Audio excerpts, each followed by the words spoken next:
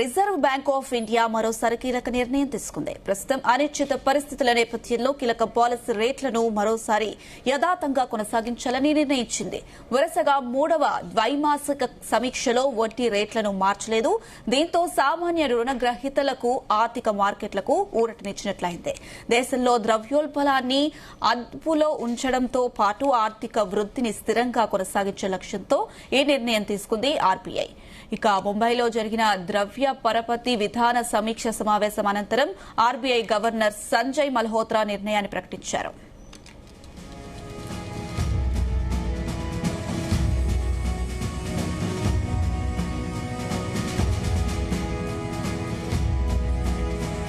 In this backdrop, the Monetary Policy Committee met on the 3rd, 4th and 5th of this month to deliberate and decide on the policy repo rate.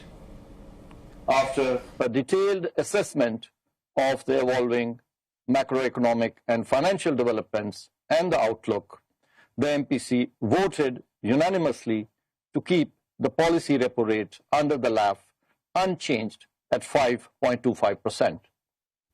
Consequently, the STF rate remains at 5% and the MSF rate and the bank rate at 5.5%. The MPC also decided. In this backdrop, the Monetary Policy Committee met on the 3rd, 4th and 5th of this month to deliberate and decide on the policy repo rate. After a detailed assessment of the evolving macroeconomic and financial developments and the outlook, the MPC voted unanimously to keep the policy repo rate under the LAF unchanged at 5.25%. Consequently, the STF rate remains at 5% and the MSF rate and the bank rate at 5.5%. Also decided. Reserve bank of India మరోసారి కీలక నిర్ణయం తీసుకుంది. ప్రస్తుతం అనిశ్చిత పరిస్థితుల నేపథ్యంలో కీలక policy రేట్లను మరోసారి యథాతంగా కొనసాగించాలని నిర్ణయించింది. ఈ అంశానికి సంబంధించి మనతో పాటు డిస్కస్ చేయడానికి సీనియర్ మార్కెట్ ఎక్స్పర్ట్ జీవి సత్యనారాయణ గారు మనతో పాటు లైన్ లో సిద్ధంగా ఉన్నారు. నమస్తే అండి. నమస్తే అమిష. సత్యనారాయణ గారు, అటు ఆర్బీఐ గవర్నర్ కీలక నిర్ణయాలు తీసుకున్నారు. ఏంటి లోన్ తీసుకునే వారికి గవర్నర్ నిర్ణయం ఊరటిస్తుంది అనుకోవచ్చా? ఓకే, ముఖ్యంగా విషయంలోకి వద్దాం. Reserve bank of India RBI వాళ్ళు మానిటరీ పాలసీ అని ఉంటుంది. ప్రతి 2 నెలలకు ఒకసారి మానిటరీ పాలసీ కమిటీ ఎంపీసీ వాళ్ళు ప్రకటించింది ఏంటిది అంటే ఇవాళ ఈ రెపో రేటు న్యూట్రల్ ఉంచారు, అంటే యాజ్ టీజ్ గానే ఉంచారు. అది 5.25% ఉంది, అలానే స్థిరంగా ఉంచడం జరిగింది. ఈ ఆర్బీఐ గవర్నరు సంజయ్ మల్హోత్రా గారు ఆయన నేతృత్వంలో 3 రోజుల తర్వాత, అంటే నిన్న మొన్న డిస్కషన్ జరిగినాక ఈ రోజు ఉదయం, అంటే ప్రతి 2 నెలలకు ఒకసారి జరుగుతూ ఉంటుంది. అది ఉదయం 10 గంటలకు జరుగుద్ది. ఈ ఉదయం 10 గంటలకు ఇప్పుడు ఎవరైతే గవర్నర్ ఉన్నారో సంజయ్ మల్హోత్రా గారి నేతృత్వంలో ఈ నిర్ణయాన్ని ఏకగ్రీవంగా తీసుకోవడం జరిగింది. ఇది అంతకుముందు నుంచి కూడా మార్కెట్ విశ్లేషకులు కూడా చెప్పడం కూడా ఇదే, ఏమని వడ్డీ రేట్లు ఏం పెంచరు, న్యూట్రల్ గానే ఉంచుతారు అని. ఎందుకు అంటే అమెరికాలో వడ్డీ రేట్లు పెరిగితేనే మన దగ్గర వడ్డీ రేట్లు పెరుగుతాయి, అమెరికాలో న్యూట్రల్ ఉంటే మన దగ్గర కూడా న్యూట్రలే ఉంటాయి. ఎందుకు అమెరికాలో పెంచితే మనం పెంచాలి, అమెరికాలో న్యూట్రల్ ఉంటే మనం ఎందుకు న్యూట్రల్ ఉంచాలి, అమెరికాలో తగ్గిస్తే మనం ఎందుకు తగ్గించాలి అంటే జనరల్ గా ఏం జరుగుతుంది అంటే ముందుగా అమెరికాలో వడ్డీ రేట్లు పెంచిరనుకోండి, మనం కనుక పెంచకపోతే వడ్డీ రేట్లు మన దగ్గర ఉన్నటువంటి ఏవైతే ఫారెన్ రిజర్వ్లు ఉంటాయో వాళ్ళన్నీ మళ్ళీ వెనక్కి వెళ్ళిపోతాయి. ఎక్కడ వడ్డీ రేట్లు ఎక్కువ ఉంటే అక్కడికి వెళ్ళిపోతాయి ఫండ్స్ అని. అందుకని మనం కూడా పెంచుతాం, అప్పుడు యాస్టీస్ గా ఉండే అవకాశాలు ఉంటాయి. ఇక న్యూట్రల్ ఉంచారు, సపోజ్ ఇప్పుడు న్యూట్రల్ గా అమెరికా వాళ్ళు ఉంచారు, మనం కనుక పెంచినాం అనుకోండి మనకి ఇంట్లో ఎక్కువ అయింది, మళ్ళీ మనం రీపే చేయాలి వడ్డీలు. సపోజ్ మనం తగ్గించినాం అనుకోండి మన దగ్గరికి పోతాయి. అందుకని అమెరికా ఎలా అయితే ఉంటుందో అలానే మనం కూడా ఫాలో అవుతాం. ఇది ప్రతి 2 నెలలకు ఒకసారి వడ్డీ రేట్లు అనౌన్స్ చేయడం జరుగుతుంది. Monetary policy committee reserve bank of India 2 రోజులు చర్చలు పెడతారు. 3వ రోజు ఉదయం 10 గంటలకి అనౌన్స్మెంట్ చేస్తారు. ఇక ఇప్పుడు నిర్ణయాలు ఏం జరిగింది ఏంటో చూద్దాం.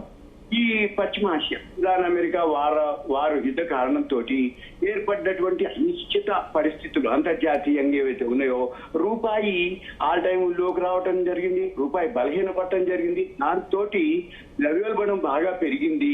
కాబట్టి వాళ్ళు ఏదైతే రిజర్వ్ బ్యాంకు సంజయ్ మల్హోత్రా గారు ఏం తీసుకుంటున్న నిర్ణయము అనేది చూద్దాము. ఈ రెపో రేటు ఏదైతే ఉందో దాన్ని 5.25% ఉంచారు.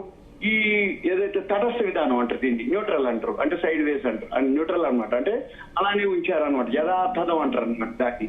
ఇక తర్వాత ఎస్డిఎఫ్ రేటు 5% ఉంచారు. ఎస్డిఎఫ్ అంటే స్టాండింగ్ డిపాజిట్ ఫెసిలిటీ అనమాట, అది అలానే ఉంచారు 5%. ఇకపోతే ఎంఎస్ఎఫ్ అది బ్యాంక్ రేటు, అది 5.5%. అంటే మార్జినల్ స్టాండింగ్ ఫెసిలిటీ ఏదైతే ఉందో అది 5.5%. సిఆర్ఆర్ 4% ఉంచారు. ఎస్ఎల్ఆర్ మామూలుగా 18%. అయితే ఇక మనం చూడవలసింది ఏంటిది అంటే ఈ జీడిపి ఏదైతే ఉందో 2026-27 ఫైనాన్షియల్ ఇయర్ కి సంబంధించి జీడిపి మునుపటి అంతకుముందు ఎస్టిమేషన్ ఫోర్కాస్ట్ అంటారు, అంతకుముందు ఎస్టిమేషన్ ఏదైతే 6.9 ఉందో దాన్ని 6.6% తగ్గించడం జరిగింది. ఒకటి ఎందుకు తగ్గించడం జరిగింది అంటే జీడిపి వృద్ధి రేటు తగ్గుతుంది అనేది ఏంటంటే ద్రవ్యోల్బణం.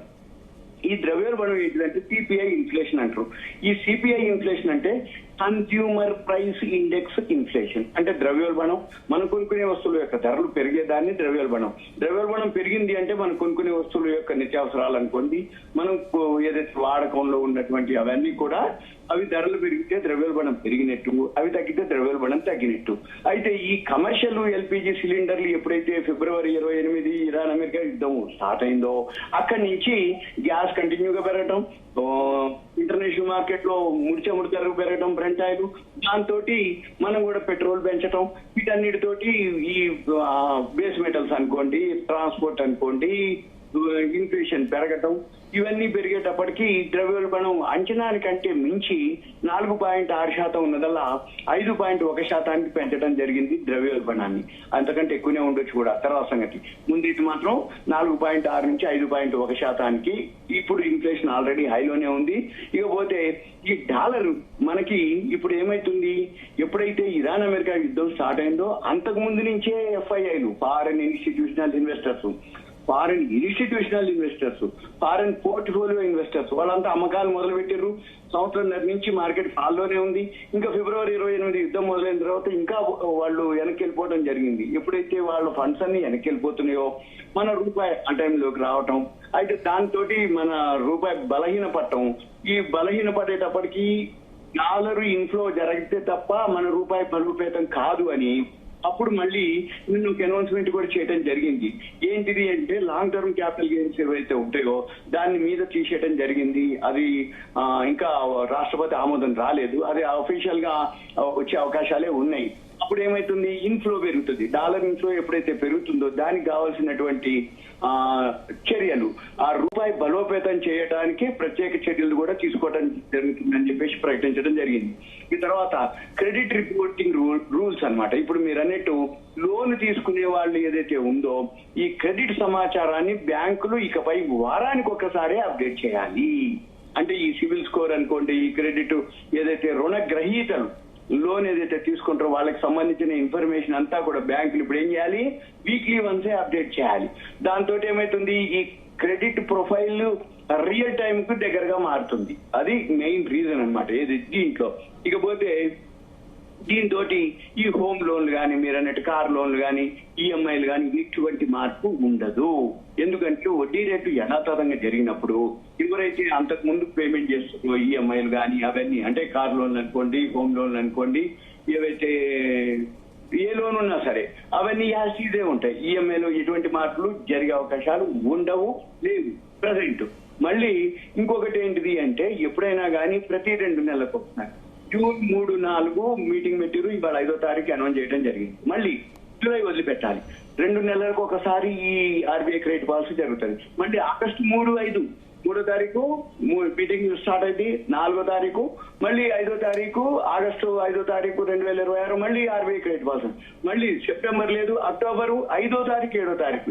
ఈ 3, 5, 5, 7 ఎందుకు చెప్తున్నానంటే ఈ శనివారాలు ఆదివారాలు కానీ ఏదైనా వచ్చినప్పుడు అప్పుడు ఈ హాలిడే ఉంటుంది కాబట్టి అక్కడ ఏం జరుగుతుంది అంటే వర్కింగ్ డే రోజు జరుగుతుంది. అందుకని ఆగస్టు 5, 7 డిసెంబర్ మళ్ళీ 2-4 ఇలా ఉంటుంది అన్నట్టు. అయితే మనం ఏం చూడాలి, ప్రతి 2 నెలలకు ఒకసారి 3వ తారీఖో 4వ తారీఖో 2వ తారీఖో ఆర్బీఐ క్రెడిట్ పాలసీ ఉంటుంది. అప్పుడు బ్యాంక్ షేర్ల మీద ఎఫెక్ట్ పడుతుంది, బ్యాంక్ నిఫ్టీ మీద ఎఫెక్ట్ పడుతుంది. ఎవరైతే లోన్లు కనుక తీసుకునే వాళ్ళు ఉన్నారో అది కనుక పెరుగుతుందా పెరగదా అనేది ముందు నుంచే అనౌన్స్మెంట్ ఉంటది. ఎందుకు అంటే అమెరికాలో వడ్డీ రేట్లు ఏదైతే ఉందో దాన్ని బట్టి, అంటే ఫెడరల్ రిజర్వ్ అంటాం, మనది వచ్చో ఆర్బీఐ అంటాం, అక్కడ వాళ్ళు వచ్చి ఫెడరల్ రిజర్వ్ మీటింగ్ డేట్స్ ఉంటాయి. ఆ డేట్లు ఎప్పుడు ఉంటాయి అంటే దాన్ని బట్టి మళ్ళీ మనం ఏం చేయాలి, ఈ ఫెడరల్ రిజర్వ్ వడ్డీ రేట్లు ఏం జరుగుతున్నది అనేది మనం గమనించి దాంతో సపోజ్ ఇప్పుడు మనం జూన్ ఉంది 28-29 ఉంది, మళ్ళీ ఇప్పుడు ఏది జూన్ లో, ఈ జూన్ 16-17 ఒక నిమిషం. ఓకే, ఫెడరల్ రిజర్వ్ వచ్చి ఇది 2026. ఓకే, అది కొంచెం అప్డేట్ కాలేదు. సరే, మళ్ళీ మనం నెక్స్ట్ వీడియోలో చూద్దాము. 2026 ఒక్క నిమిషం అప్డేట్ అయితే. ఓకే అండి, థ్యాంక్ యూ అండి జీవి సత్యనారాయణ గారు, థ్యాంక్ యూ.